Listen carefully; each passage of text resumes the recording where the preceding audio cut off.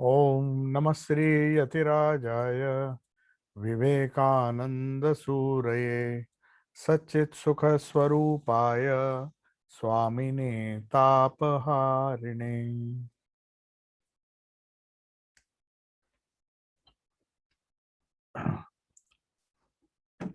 So we were discussing the sutra number 24, before which in sutra number 23 we discussed Ishvara Pranidhanadva, means through worship of Ishvara the same concentration may be attained. The concentration, different methods were given, but it can be easily done if one has devotion to Ishvara. So the Ishvara has been introduced here by Patanjali for the first time as a being whom we can call as the supreme ruler of the universe, who creates, sustains and dissolves.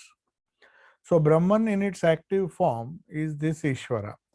So Brahman, the ultimate reality, cannot be said to create, sustain, or dissolve, because Brahman, by definition, is without any attributes. It is not composed of the three gunas like Prakriti is.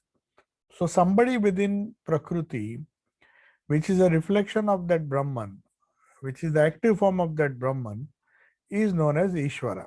So Ishvara is Brahman seen within Prakriti. So when we who live in nature move and interact with nature, which is also known as Prakriti, the only way that we can have a concept of God, which is very near Brahman, is Ishvara. So Ishvara is nothing but Brahman within Prakriti. He corresponds to more or less to the idea of God, the Father in the Christian tradition, the Father in heaven. When you say the Father in heaven, we believe, as Christians, people believe that he is the creator, he is the sustainer, and he is the, of course, the idea of destroyer is unique to Hinduism, where Brahma creates, Vishnu preserves, and Shiva destroys. But they are all aspects of the same Brahman or reality within the realm of Prakriti. So whenever Prakriti becomes, when we see the reflection of Brahman in Prakriti, we call it Ishvara. And Ishvara is the way out for us to attain concentration. Concentration can be attained by worshipping Ishvara as the manifestation of Brahman in Prakriti. So that is the idea. So all the worship ideas of God, which we see in most of the Semitic religions, is based on this idea of Ishvara. That is the Pauranic or Vedantic equivalent of God, of Brahman. Brahman by its very nature is pure consciousness. So it doesn't have a gender. It can neither create nor destroy nor sustain. So it's only Prakriti which assumes that role. And within Prakriti, the equivalent of Brahman when it becomes active as Shakti. So Sri Ramakrishna used to say the Avatara is always a manifestation of Shakti. Though his form, or he should be meditated upon as Satchidananda Brahman, but when manifests, he manifests as Ishvara. Though he is part of nature, he controls nature, he is not controlled by nature. That is the difference between a Jiva and a Shiva, or Jiva and an Ishvara. The Jiva is bound by Prakriti, the gunas bind it, the three types of gunas in various permutations and combinations. The three gunas determine your character, your nature, and everything associated with the Jiva is determined by the preponderance of the different gunas in a personality. Though these gunas are part of Prakriti. So with these three gunas, Prakriti creates, preserves, and destroys. So what is important here is that Ishvara Pranidhanadva means by worshipping Ishvara. So what is this worship? This concept of devotion, which is unique to our Puranas and also Christian theology and also other religions, where devotion to God or full faith in God is essential for spiritual progress. Liberation or mukti or whatever it is, except Buddhism, all religions agree that by worshipping God, who is this also called as Ishvara, the creator, the maintainer and the destroyer of the universe, of Prakriti, of the whole Prakriti. In and through these three gunas, Ishvara seems to be enacting his Leela. So devotion is a process when we are still bound by Prakriti to to reach that godhood, that Brahmanhood. In Vedanta, we reach Brahman, we don't reach Ishvara. Ishvara is the one who helps us, and the real to show or to show us or make us experience the real nature, which is Sachidananda. Ishvara is just a help. So devotion to a personal ideal of a God, of a Ishvara, brings with it some kind of humility or idea of service to God. So the next verse says, the 24th verse, Klesha karma vipaka vipaka shaya paramrushta purusha vishesha. Karma klesha karma vipaka shayai paramrushta purusha vishesha ishvara.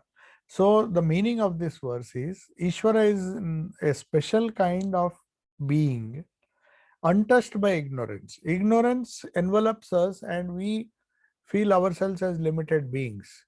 But Ishvara, though he is part of Prakriti or he controls the Prakriti, because he doesn't have that envelope of ignorance, the envelope of the gunas over him. They are the products untouched by ignorance and the products of ignorance, the other tattvas, tanmatras and all. And he is not subject to any karma or samskaras or the result of actions. Klesha, karma, vipaka. So the results of action also don't disturb him. So he is free, but at the same time he is working. Ishvara is working, at the same time free. We are working, but we are subject to the rules of karma. So we have to be very careful. Not that Ishvara is not. Ishvara is the harmony of the entire universe which creates, sustains, and is also. He has his own logic. So we can't imitate the Ishvara. The Jiva has to get it because we are bound by our klesha, karma, and vipaka. The karmas, the samskaras, and the results of our action. So, vipaka. So, karma, klesha, that is our karmas, samskaras, that is klesha, karma. Klesha is the samskaras. The karma, vipaka.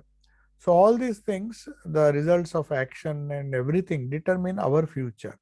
And we have to be very careful. But God is not bound by these three things.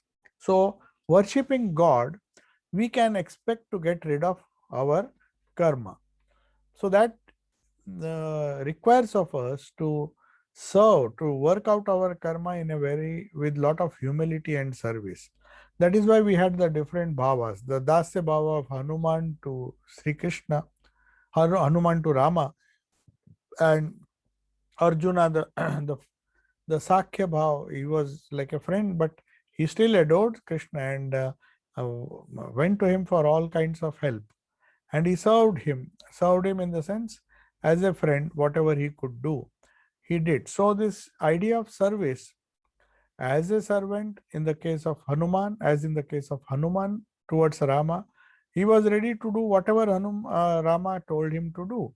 So that humility and service removes the ego from the jiva, and that is how, with the grace of Ishvara, with devotion to Ishvara, slowly his ego.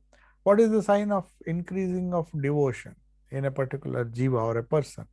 As the devotion increases, he becomes more and more humble, and his attitude of serving others, serving everybody, trying to see that Ishvara in him, that is what makes a successful spiritual aspirant. So as he progresses, as he worships God, as he says the mantra Om Namaha, not me, but I worship that Lord whom I worship, I dedicate all my actions, all my karma, so that he takes the effect of that karma and destroys all the karma and liberates us. So Ishvara has the capacity because he is untouched by the karma vipaka and the kleshas. So as a result, he is free. He is not only free, he can make others free. So that is why devotion to a personal ideal is devotion to Ishvara. And it helps us to prevent the pitfalls like ambition, pride, and other things. So we try to get rid of our ego through humility and service of Ishvara. The dryness of intellectual discrimination. Intellectual discrimination has a limit. It appears to be dry sometimes, that what is the fun in Vairagya? But if you have that kind of highest kind of love towards an ideal, then you give your whole heart and soul to him and serve him with all your might, and as a result, you destroy your karma. So we cannot even imagine the concept of Brahman with our limited minds until the moment of our liberation. But we can all imagine Ishvara, what that Ishvara is, how he can help us. According to our different natures, Ishvara has attributes which our mind can recognize. Some of the attributes of Ishvara are all powerful, all loving, all compassionate. Like that is what all the different religions, when you ask them what is the definition of your God, they say, my God, our Father in heaven, or Allah, or anybody, the Supreme is all compassionate, is full of grace. So we imagine our Ishvara, the Ishvara whom we worship, whatever be the name, and give him all the superlative attributes which we don't have, which we aspire to have, but we don't have. So as Jiva, we are limited, we want unlimited existence. As Jivas, we are not fully aware of all the things, but as Chit, as part of Sachidananda or Ishvara is aware of everything. So whenever we have ignorance, whenever we have weakness, we go to somebody who is stronger than us. And Ishvara, as being the only person who creates, maintains, and destroys the universe, the whole universe is controlled by him. Then all our smaller problems, they can be solved by holding on to Ishvara through devotion, humility, and service. So Ishvara is all that we can know of reality until we pass beyond Prakriti. It's not that that is the reality, but Ishvara is a reality while we are still in the relative world, in this world. And as we go on meditating, you will find, the Ishvara will slowly melt into the Supreme Brahman. But that happens only when we pass through Prakriti. Our journey through Prakriti should be over. So Prakriti in various ways tries to bind every soul, every Jivatma with these gunas. So one has to be three gunatita. We have to overcome all the effects of these gunas. Tamas guna, which makes us lazy, which makes us uh, ignorant, which makes us misunderstand things. Rajas, which makes us active. So all these gunas in various combinations, they bind us to Prakriti. But Prakriti herself, with the help of Sattva Guna, slowly starts purifying us and taking us beyond herself into the realm of Brahman. So till we become one with Brahman, till we remove all our connections with till we pass through Prakriti, the things will not change for us. So the sadhana, what is meant here, Ishvara Pranidhanadva, is by worshipping Ishvara, we can attain to that concentration. There are some people who cannot discriminate, cannot meditate. Then all they have to do is, with devotion, with yearning, call on the Lord with whichever mantra or any sadhana which has been given to you, and just wait for the grace of the Lord, because He is the one who has all the qualities, the Supreme Lord. So He may come through any of His components of Prakriti and help us and guide us to go beyond Prakriti. So if we set ourselves to serve Ishvara, if we dedicate all our actions, then they get purified and surrender our wills to Him, we find that he draws us to himself. This is known as the grace of God. So Sri Krishna used to compare it to an ever blowing breeze. All we have to do is raise our sails to catch the breeze. Then the grace flows and flows and flows, and then our life becomes so smooth. But till then, till we realize that Sri Krishna is the one who is giving us the eternal, any Ishvara, he is the one who is compared to an ever flowing or ever blowing breeze. So we have to raise our sails in order to catch it. That is, we have to concentrate, we have to meditate, and just allow the power of Brahman, the power of Ishvara to, to shower their grace on us so that we can catch it, and not only that, our journey becomes smooth. In the Gita, we read, whatever be your action. The Gita is very practical book. In the beginning, the Gita shows the nature of Atman and many things, but the subsequent chapters also discuss the how to act, how to work, how to reason. It is not that the Gita, Krishna just tells us that these are the 4 yogas, you just do it. There is a detailed explanation how karma yoga works, what is the attitude of service, what is the role of humility, the lack of ego. So when all these things are taken care of by the Bhagavad Gita, there is one verse which has been translated from Sanskrit. Whatever be your action, yad yat karoshi karma. I mean, it is Sri Krishna tells, whatever karma you do, either cooking food or worshipping or anything, whatever your action, food or worship, whatever the gift that you give to another, whatever you vow to the work of the Spirit, let these also be as offerings before me. So what he's saying, Ishvara is saying that whatever you do, whatever action you do, whether you sit for worship or cook some food or whatever gift you give others, don't think that you are giving to another jiva. If with that attitude, then you can't practice spirituality.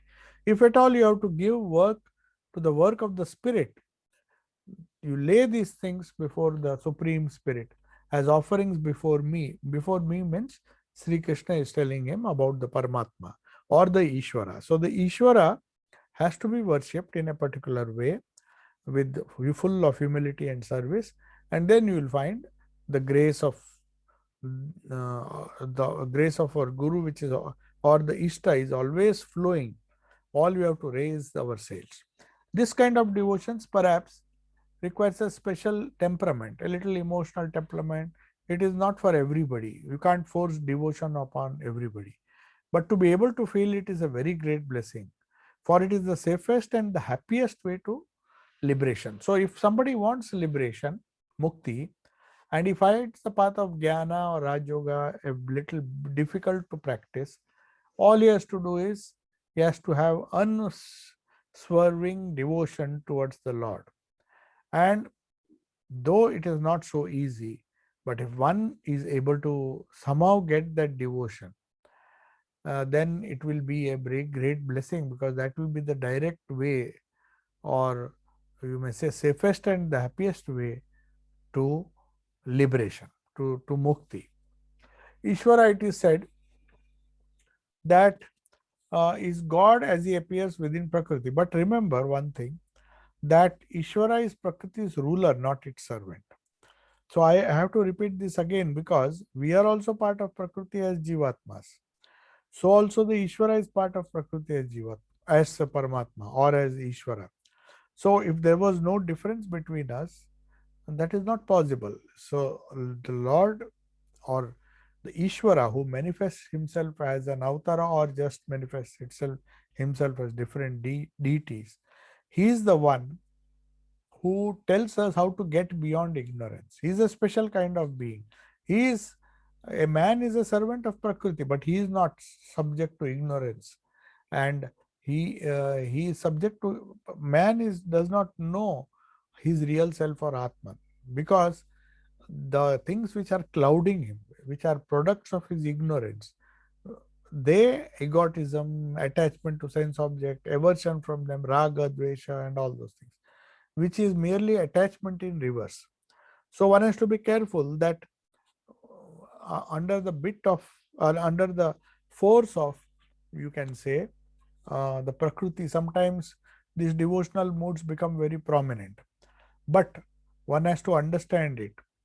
So one has to be careful also that we don't get involved into further bondage, because though the path is slow, there is also a chance in bhakti yoga, in the path of devotion, that when things go wrong, we tend to surrender ourselves to the Lord, and then we expect the Lord to help us. Many times the help doesn't come and we lose faith. So it's a question of great privilege if one has faith. If one has unswerving faith towards Ishvara, then his path becomes easy. Because we have to remember that Ishvara is not subject to any ignorance, the avidya, or all the other things associated with uh, ignorance. So man is subject, after every, in Vedanta we discuss that man is always subject to the laws of birth and death, which Patanjali has discussed earlier, the law of karma, which everybody accepts in Vedanta, even the Buddhists accept, Jains accept, that a karma can make a person be born again with suitable adjustments in Prakriti so that he can carry forward the journey. So man is subject, definitely is subject to the laws of birth and death, the laws of karma. But Ishvara, since he is undying, unborn, and not his samskaras do not determine how he should interact. So he is free, Ishvara is free. So the deep-rooted tendencies which drive him on to further actions and desires.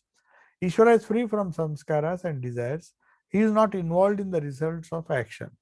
So all the qualities which this uh, person has, which this person is supposed to have, these freedom from samskaras and desires are the most important. Even Buddhism says you first begin your sadhana with that desirelessness.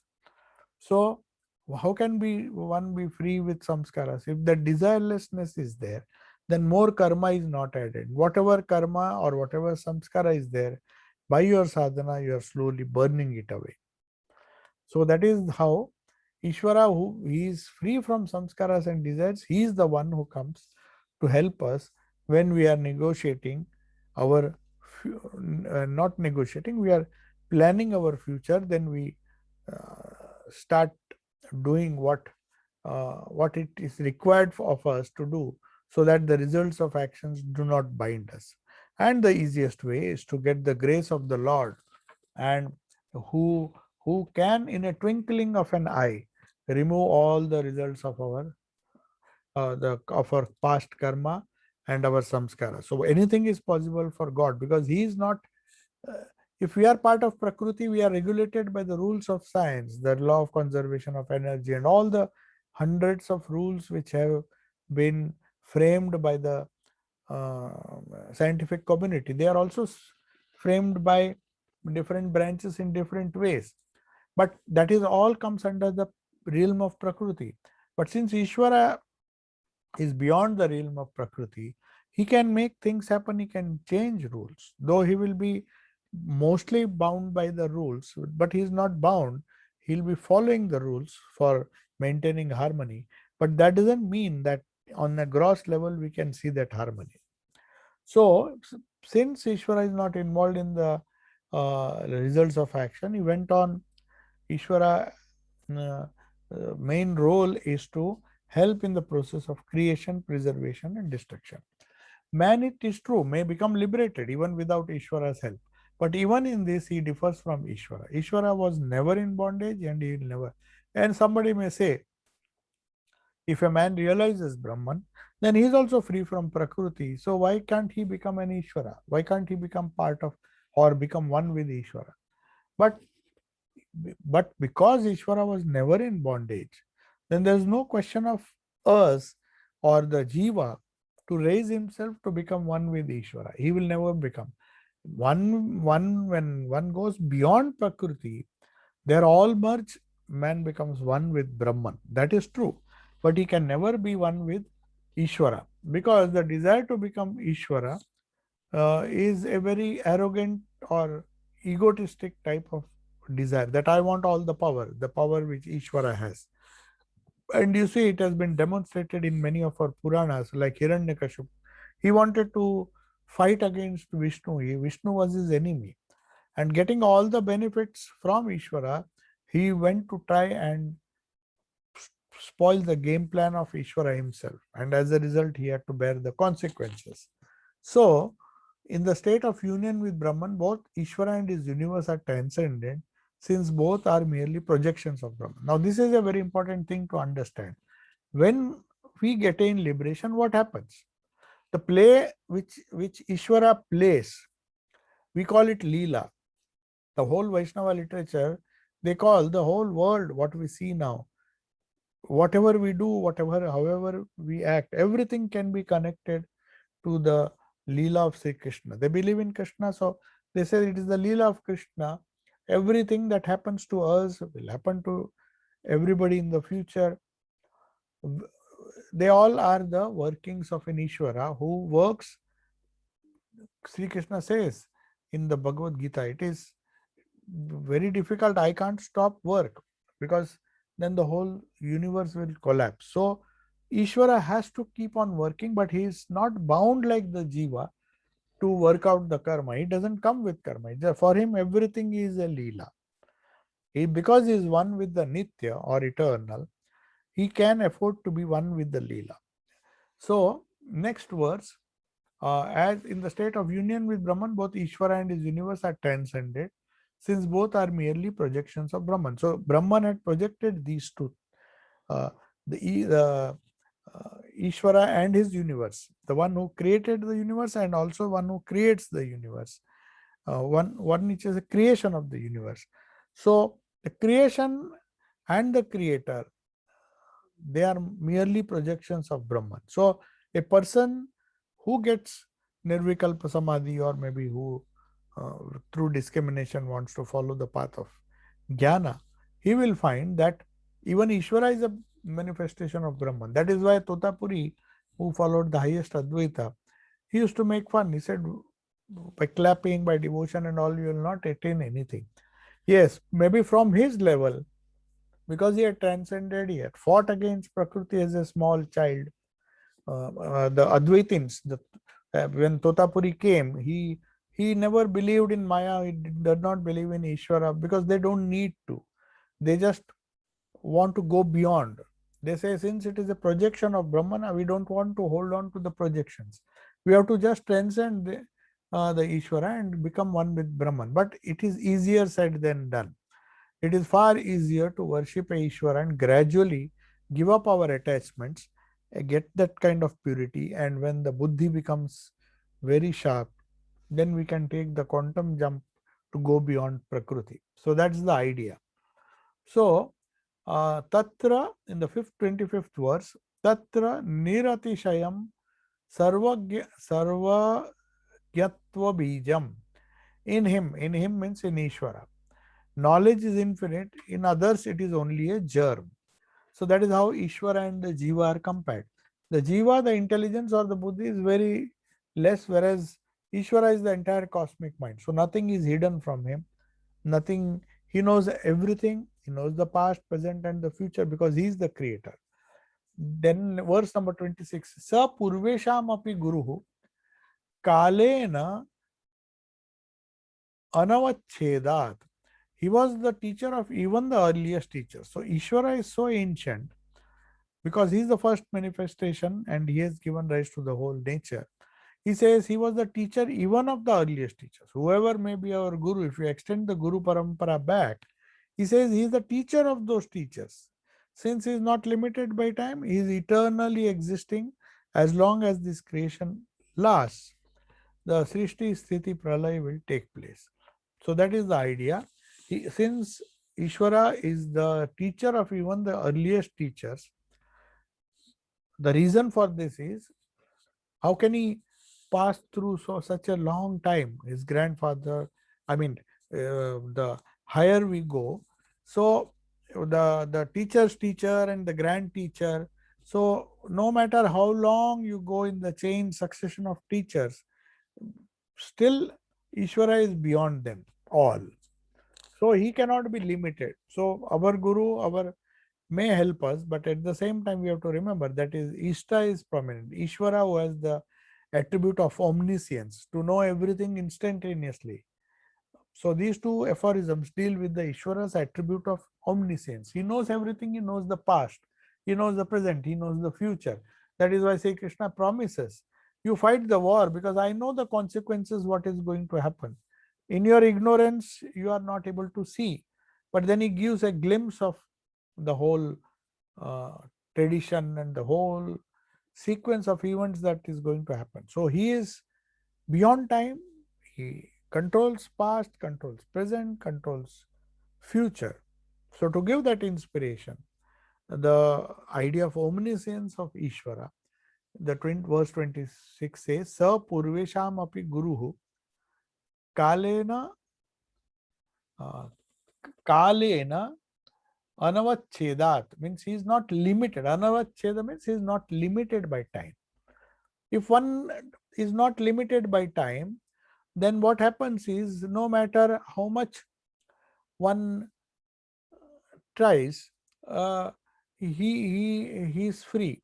I mean, even if you take the past, the gurus, the earliest of teachers, if one is not limited by time, the Ishvara is beyond all these teachers also. He is the Adi Guru, or he is the, as they say, he is the teacher of all teachers, the great master. That's why we just don't say the master. We refer to Sri Krishna as the great master, the master of our masters, the one of the teacher of our, even the earliest of our teachers. So these two aphorisms, we give us the attribute of omniscience, the all-knowing nature of God, who knows our past, present, and future, who can control our destinies, past, present, and future, who can control our karma, past, present, and future. So, if we admit the existence of this supreme knowledge, no matter how limited in man, we must deduce from the existence of infinite knowledge of God. So, with compared to infinity, we are comparing our little minds and little egos. Further, if everybody has to have a teacher, Patanjali reasons that the teacher of the first teacher can only have been God. So if we go teachers, teachers, teachers, if we go, the chain somewhere has to stop. And that is, the first teacher is can be Ishvara or God himself, because he is omniscient. And since he alone, being timeless, was present before teachers began. We live in time because we are parts of Prakriti, but Ishvara controls time, it controls the Prakriti. So he is the one who is the teacher of our teachers, going back several hundreds and hundreds of teachers. If you go back in tradition, the ultimate teacher is Ishvara. So that is what 26th verse says. Tasya vachaka pranava, that which word, one single word, because our yogis, they were generalizing these things so much that they wanted minimum ideas. They did not want to clog their head with so many ideas. They wanted limited ideas and condensed ideas which they can practice. So we come to the main pranava or the main mantra, the Brahman, Shabda Brahman, which is known as Tasya Vachaka. The Vachaka, or the symbol of Ishvara, is Om. So when we say Om, we are actually praying to Ishvara, who has come in the form of our Ishta. So it is Ishvara who takes the avatara, and when we attach the other bijas and the name followed by Namo Namaha or Shivaya Namaha, so then we offer everything to the symbolic Shivalinga, or use Om as the Vachaka, the one which expresses Ishvara is Om. Then 28 says, Tad japas tadartha bhavanam. So this word Om, because they don't have the idea of mantra in Patanjali, Patanjali says repeating Om, who is the representative symbol of Ishvara, you can reach the goal. Tad japahas tadartha bhavanam. One should not only repeat, but meditate upon the meaning of Om. This pranava or any other mantra, it's not enough if we just repeat the mantra. But tad japah tad artha bhavana. Without artha bhavana. Artha bhavana means the moment we recite a word, especially the mantras, it has a meaning. It has to have a certain bhavana associated with it, some feeling associated with it, or some idea associated with it. So word must be repeated all the time. You repeat it, you should try to meditate at the same time upon the meaning. Not just meditate on him. We meditate on the figure, but we hardly meditate on the meaning of the mantra. So meaning of the mantra in the initial stages till our meditation deepens. Tad japas tad artha bhavana. We do japa and at the same time try our best to understand the meaning. Because here in verse 27 makes a fantastic introduction of the word Om. He says all this thing which is there. The one word which expresses the Supreme Brahman is Om. And that was a great discovery. So after that, for all mantras, it is said, Tad japas tadartha bhavanam. You have to understand tad artha bhavana. Artha means you have to try to recollect, meditate upon its meaning. So blind repetition of the mantra, though mother says one can, it is better than doing nothing or whiling away our time. But meditation should always accompany the repetition of japa, provided it is repeated with the meaning in mind. So all the major mantras like Om Bhur Bhuvasva Tatsavitur Varenyam, you see the whole Gayatri mantra also has a meaning. So it is not good if we don't ignore the meaning. If we don't know the language, we can get the translation, but it must be meditated upon with this meaning. But in the case of Om, there are so many explanations, we'll not get into it. U and Ma. Why these three words are there? Why they are Vachaka or of Tasya Vachaka Parna? Why they represent Ishvara alone? Why can't another word be used? So all these things we'll discuss later. So Tat Pratyak Chetana Adhigama Antaraya Bhavascha.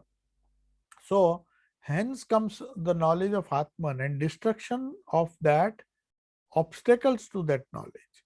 So now once we meditate upon the meaning of Om or meaning of our mantra along the whole mantra, if we not just repeat in our mind but try to understand Artha Bhavana if you do, then what happens? The knowledge of Atman and destructions of the obstacles, both certain things are destroyed which gravitate you towards the help you to gravitate towards the lower things. So that destruction of the obstacles of that supreme knowledge is done. Tata means then, and then comes the knowledge of Atman. So what this Atman is, with the grace of Ishvara we can attain, and the knowledge comes and it destroys the ignorance. So if we take the Christian Bible, we find in the beginning was the Word, says the Gospel according to Saint John, and he begins with that, and the Word was with God and the Word was God. This statement echoes almost exactly a verse from the Rig Veda. In the beginning was Brahman, with whom was the Word, and the Word was truly the Supreme Brahman.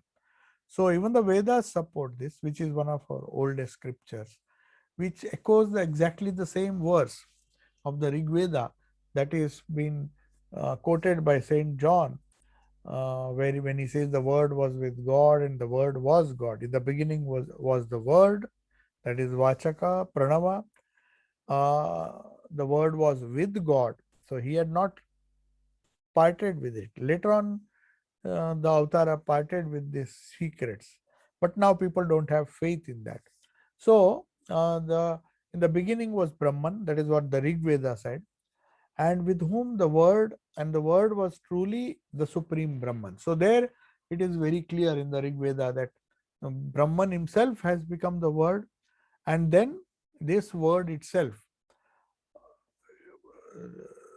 this word itself has come down as a representative. Vachaka means a representative of Brahman himself. So every time we repeat Om with this particular meaning, we get the benefit. Just as we repeat the mantra and try to get the benefit meaning of behind the words which we speak. So Om is one such word. So in the beginning was Brahman, with whom was the word, and the word was truly the supreme Brahman. That is what Rig Veda says. You see how close it is. Here in Christian theology, God is word is used, but Upanishads discovered that long ago. In the beginning was the word, according to Saint John, and the word was with God, and the word was God. So this is the echo of this Rigvedic verse. So the philosophy of the word may be traced its various forms, and the grammarian school which took up the Shabda Brahman and said everything, in fact all other creations are also different vibrations which evolved from this primary vibration of Om. So that is the idea.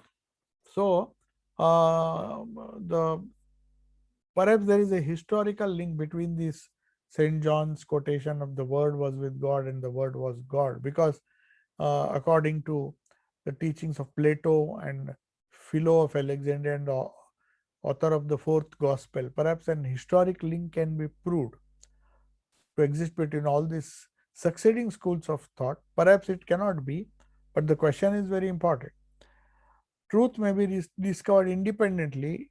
It may, in many different phases, truth can be disclosed or can be explained, because different schools of thought are there. Some people believe in the formless Brahman, some believe in Brahman with form, Ishvara, like the Christians believe in a cosmic God who creates, sustains, and destroys. Many of the religions believe that. But the idea that this Pranava is the source of all creation, Vachaka means the symbol of this Ishvara is, can be, or Brahman is nothing but this word, the beginning, the Om, word Om. So, words and ideas, if you see, Swamiji is tried to explain, we will just discuss it. Swamiji says words and ideas are inseparable. Now, you cannot have the idea of God without the word that expresses God. We have to say God or Ishvara or something, and then it strikes something in our head, and then finally we get an idea of God. We don't realize God, we don't experience God, but we understand. We try to, you may say, we get an idea of God which comes very close. So Om is the Vachaka. So that's why some people just do Om as a sadhana. They go on repeating Om, Om, Om. So that itself becomes a kind of mantra. Though Om is there in the beginning of every mantra, it shows that the whole of creation has come through Ishvara, through this Om, then manifesting itself as different Nama, name, and Rupa, the form. And that is why the whole creation is said to have been started with A, U, and Ma. Now let us see what it means. To quote Swami Vivekananda himself, he said, the first letter A, is the root sound. The key which is pronounced without touching any part of the tongue or the palate. When you say it comes from, as if it comes from the stomach or the throat. Ma represents the last sound. U, and ma. When you say ma, the lips close. So it is the last sound. Is the first sound. From the very root to the end of the sounding board of the mouth. Thus, Om represents the whole phenomena of sound. So all the sounds come either from a mixture, a little bit from the throat, some come from the mouth, especially when you close your lips, you have that pa, fa, ba, bha, ma. All these words, when you say ma, pa, you have to close the lips. So based on that sound, the idea of sound has developed, the Shabda Brahman. So Brahman as Shabda, first he becomes Shabda, Ishvara, and then that Ishvara creates. Creates what? From Om comes the Nama and Rupa. So because all the things which exist around us is nothing but vibrations. So O, and Ma, it's a very, very subtle thing to understand, that Om, when you repeat continuously, it implies that it covers the entire phenomena of sound production, sound producing. So you don't have to bother about reading many books, because it is trying to understand or do some kind of analysis of the different words of the different parts of the mantra and other things, because Om is all inclusive. No word can be done without taking the help of the throat, the palate, and the lip. So it's in various combination. When I say apple, apple, then I have to touch my lips. So, but Om, if you see, U, and Ma, all these three sounds represent in different permutations and combinations. They represent the whole phenomena of sound producing.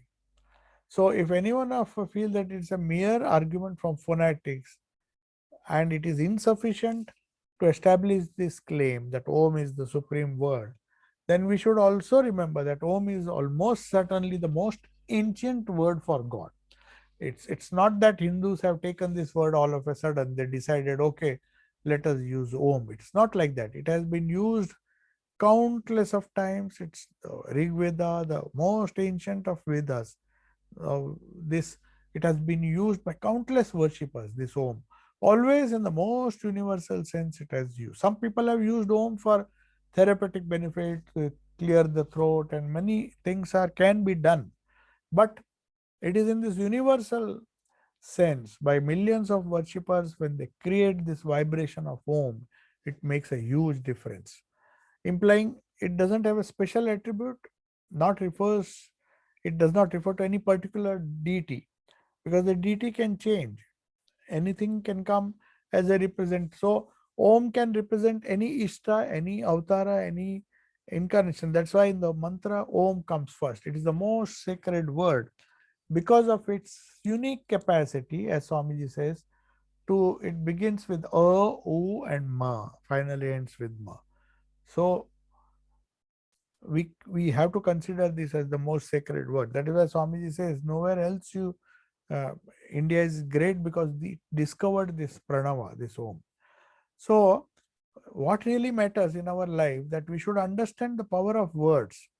See, words are so important, not only Om, but any word, the words that we use every day to convey certain ideas, because they convey certain ideas which are irreversible. So what it means, that we should appreciate the power of word in our spiritual life, and this appreciation can come only through practical experience. People who have never tried the practice of repeating name of God are apt to scoff at it. They will just say it's ridiculous. What will happen if we repeat some mantras? It looks to them, it appears to them so mechanical. They want some creativity. They say scornfully, what possible good it can do? You are just chanting this mantra, doing this mantra for such a long time. I don't see some transformation. What possible good can that do? The truth is that we are really used to flatter ourselves, despite our daily experience to the contrary, that we spend so much time thinking logical consecutive thoughts, that we are wise, we will do this, we will do that. But in fact, most of us do no such thing. The the consecutive thought about one single problem, occupies a small proportion of our waking hours. If you see, in our waking hours, even if we want to, we can't do this sadhana, we can't repeat Om. Afterwards, we tend to get bored, because there are so many things which occupies our mind during waking hours. That's why people say during the daytime I don't have, because some problem or the other, though it may be so small, you can't isolate, and then the thoughts come, because every thought is corresponding to a particular sound. So more often, a mental fog of disconnected sense impressions, samskaras, then irrelevant memories which prop up from the bottom of our mind, then some sentences from books and newspapers which have been reading again and again. So it's some kind of slang we go on repeating. So fears, resentments, physical sensations of old physical senses, sensation of tooth, pain, and many other things which we have, resentments, physical excitement, everything creates a samskara. If at any given moment we could take 20 human minds and inspect the working, only one or two can raise their mind and function rationally. They will just be rushing into all sorts of wild imaginations. That is the problem according to Patanjali. So we have to make it steady and use the pranava, the Om, word Om. For those who don't have a mantra, they can use Om as a representative of Ishvara and then repeat it and see that our minds become comparatively harmonious and stable. So if at any moment the remaining 18 or 19 minutes would more like this ink bottle. I mean, ink bottle in the sense, uh, when you take uh, a ink bottle and pour water in it, Sri Ramakrishna used to say, no matter how much water you pour, a little ink would remain till you flush it out, and then only pure water remains. In the beginning, you have to put, most of the ink will be washed out, but certain ink will still be there. So the ink bottle of our minds has to be first cleared. And when those ink is cleared, then we see the water very clearly. The water becomes very clear. So that is why we have to remember that for mental purification, this word Om has been used for a very, very long time, which is known as the original mantra or the pranava. So pranava is the combination of A, U and Ma, which make Om, and which is a representative of Ishvara, or in our case it is representative of the Avtara. So Avtara and Ishvara are not two different entities according to Vedanta. So we will have some questions now, and let us see if there are some questions.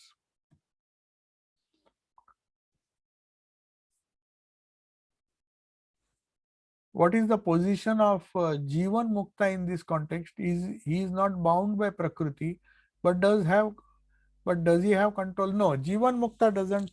That's why here very clearly Patanjali says, however much a Jiva tries, he can never become a cosmic being or Ishvara. He can become a demigod, as somebody has asked the question later on. With certain powers, he can become Prakriti, Laya, and all those things. But if he gets Mukti directly, he is free. He cannot be Ishvara. He can never be Ishvara. Ishvara is the cosmic mind, which comes with creation. It becomes he becomes the creator, the maintainer, and finally the destroyer. Now, are demigod and Ishvara the same? In one shloka of Gita, we read that those who worship Ishta or demigod goes to the plane of demigod, not moksha. Can you please explain a bit? Now, demigod and Ishvara is different, but Ishta is never of a demigod. One can have a demigod as a Ishta. We can worship smaller gods. But if we worship our Ishta, whoever he is, whether it is a Shivalinga or whether it is an incarnation, they are all symbols. But if we worship them with the idea that they are Sachidananda Brahma, who is beyond mind, beyond speech, then that pure consciousness is raised. So the plane of demigod is different, moksha is totally different. Moksha is a state where all the ideas of demigods and even the other gods and everything vanishes, and by the grace of Ishvara, if one is following the path of devotion, otherwise if following the path of jnana, simply by the denial of the world, the denial of the maya of this world, one can actually lead a spiritual life and reach the goal or moksha. So that is the difference. Ishvara is different, demigod is different, and Brahman is Ishvara, but a static form of Ishvara, pure consciousness. It doesn't move, it doesn't create, it does not, but it has the capacity to absorb all the whole Prakriti. The Prakriti is controlled by Ishvara, which is the reflection of Brahman in Prakriti, as we discussed. Can we call Sri Ramakrishna the ultimate teacher God, not Brahman according to one kind of philosophy? Yes, definitely. Why Sri Ramakrishna? Krishna, Rama, whoever has reached extraordinary heights of spirituality, who has come down to the earth with this very purpose, he can be taken as an Ishta. Depending on whom you choose as the Ishta, the success of or the chance of attaining mukti becomes more and more. Yeah. So there is another question now. With respect to the concept of ahata and anahata nad, can om be called as the nad or sound which is always there behind? No, if it is there, anahata cannot be om. Om is a ahata sound. Om. So there is some vibration. Anahata has absolutely no vibration. It is subtle. So anahata nad and ahata home are not same. Anahata is the unspoken om. That's why they say when you have Turiya state, waking, dream, deep sleep, and then finally you go to Turiya. So u and ma, when you just say ma, and after that the silence is what remains. So the concept of ahata and anahata, they are totally different. Ahata sound, including om, is a ahata sound because you have to use your lips, you have to use your throat, you have to use almost all the whole vocal system to get out the sound om from your mouth. So definitely it has nothing to do with the anahata. Anahata, there is no vibration associated. It just comes spontaneously from the heart. Okay. Then so I take your leave. Om Shanti Shanti Shanti Hari Om Tat Sat Sri Ramakrishna Arpanamastu.